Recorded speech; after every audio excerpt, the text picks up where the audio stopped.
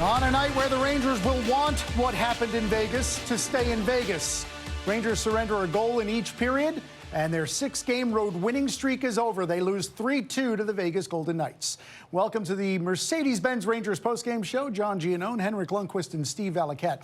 So on Sunday, the Rangers managed 19 shots on goal against the Detroit Red Wings. Tonight, 19 shots on goal against the Vegas Golden Knights. Probably not going to win most nights when you only muster that much offense. Well, 5-on-5, it was pretty even, but it becomes pretty clear what the big issue is right now. And to me, that's a penalty kill.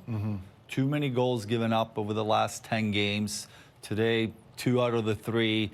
It was a turning point in the game, you know, on that penalty kill. Igor came up with a couple of big saves. The Rangers had a massive opportunity to tie the game. They did not, and Vegas went the other way and scored that 3-1 goal. But again, 5-on-5, I didn't feel like Vegas created a ton of chances. Right. And I love the energy and intensity the Rangers play with for the last 5-6 minutes of this game. I just wish it came a little bit earlier. Yeah. I think the coaches aren't going to be happy with the second Vegas goal, Ben Hutton's goal that goes 5-hole.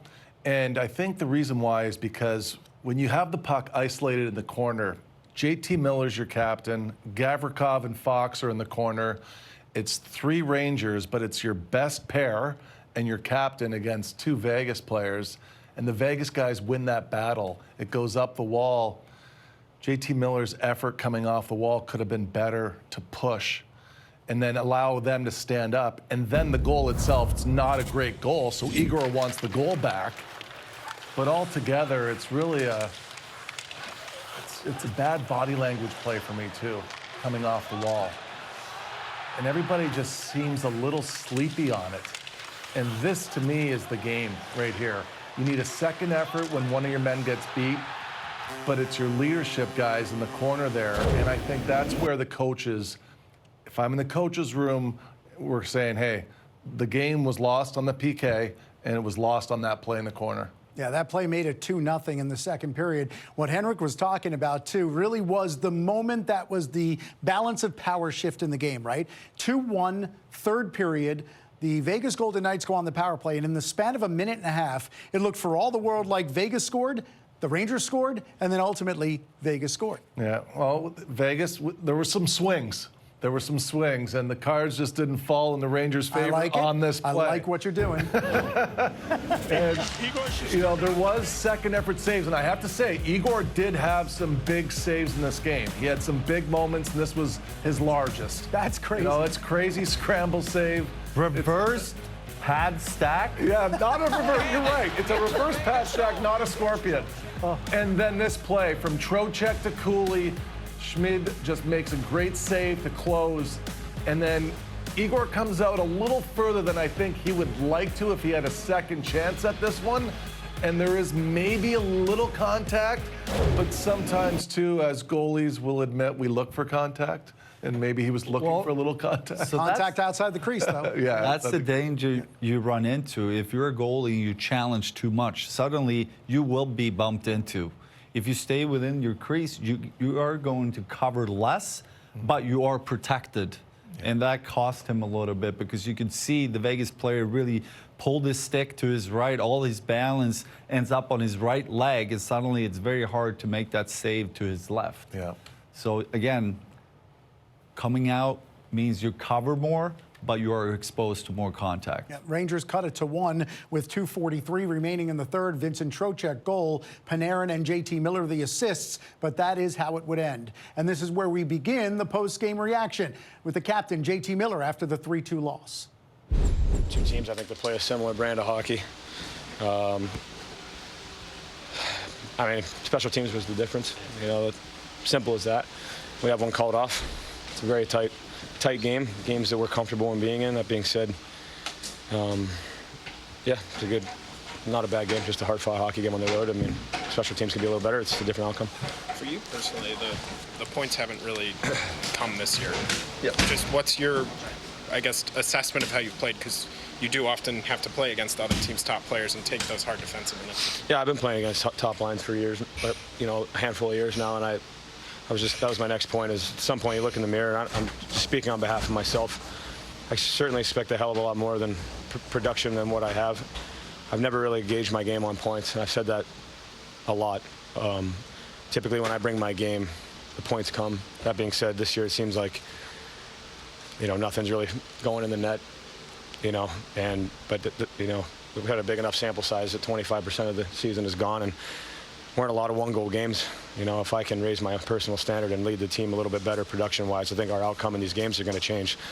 So it's making me frustrated. It's hard to control that sometimes, if I'm being honest. And I understand that if I'm producing the way I'm capable of producing, our record might look a hell of a lot different. So trust me, it's on my mind. But at the same time, I've come a long way in a sense of not getting wrapped up in that shit.